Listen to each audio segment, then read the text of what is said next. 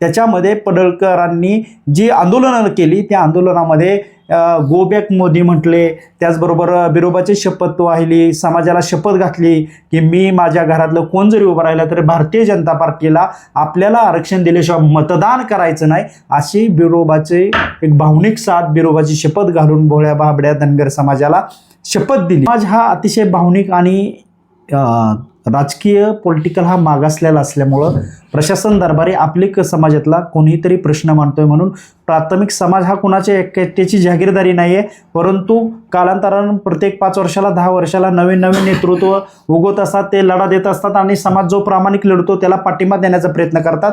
त्याच आशाने पडळकरांच्या मागे काही स्वरूपात समाज उभा राहिला, परंतु त्या समाजाला पूर्णपणे फसवण्याचं काम पडळकरांनी केलं. आजच्या स्थितीला मी गेल्या 15 वर्षामध्ये चळवळीमध्ये आहे, परंतु 2024च्या जी विधानसभा निवडणूक झाली तेव्हापासून मी माझं मत पडळकरांविषयी मांडायला चालू केलं. कारण मी चळवळीतला कार्यकर्ता आहे, मला समाजकारणातल्या राजकारणातल्या काही गोष्टी कळतात आणि त्या प्रामाणिकपणे मांडल्या पाहिजेत. की मी सुरुवातीला ही भूमिका मांडली होती की गोपीचंद पडळकर एकमेव असे नेते आहेत की तो संपूर्ण समाज रस्त्यावर उतरू शकतात आणि कोणतंही सरकार असेल त्या सरकारला जेरीस आणू शकतात.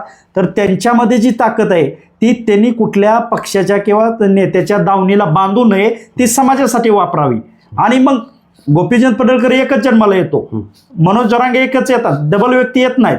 मग त्या व्यक्तींनी जर समाजाने गोपीचंद पडळकरांनी त्यांच्या भाषणामध्ये सांगितलंय की मला अंडर पॅन्टीपासून माझ्या समाजाने पुरवले, लोकवर्गणीतून तयार झालेलं नेतृत्व आणि काही ठराविक लेवलला गेल्यानंतर समाजाला सोडून राजकीय दावणीला घाण राहणारे, समाजाला शपथ देणारे, भाजपला मत न देणारे म्हणणारे फडणवीसांची आणि मोदींची फरशी पुसायची परवानगी मागण्यापर्यंत आज त्यांचा प्रवास जाऊन ठेपलेला आहे. आणि विशेष करून याच्या पलीकडे जाऊन दुर्दैव असं आहे की ठीक आहे तुम्ही सरकारमध्ये आहात, तुम्ही सरकारच्या विरोधात बोलू शकत नाही, समाज समजू शकतो, परंतु सरकारच्या विरोधात जी आंदोलनं तयार झालेत ती आंदोलनं मोडीत काढण्याचं पाप हे पडळकर साहेब करत आहेत. आणि ते तुम्हाला जे जालन्याला आंदोलन झालं असेल, मुंबईला आंदोलन झालं असेल, याच्या आधी पंढरपूरला आंदोलन झालं, ज्यावेळेस खंबाटकी घाट बांधवाने अडवला त्यावेळेस त्यांनी हेलिकॉप्टरनं मोर्चा काढला, किंवा ज्या वेळेस समाज रस्त्यावर उतरेल त्यावेळेस त्यांनी वेगळी स्टेटमेंट करायची.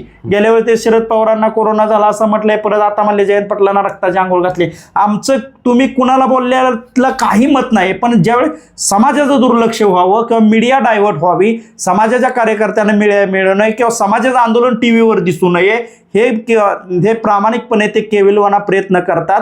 आता तुम्ही कुणाला काय बोलाय ती बोला ना, आंदोलन संपलेलं आहे, परंतु तुम्ही हे महापाप करू नका. आता तुम्ही रायगडवरती गेला, तिथं मी शुभेच्छाची पोस्ट टाकली,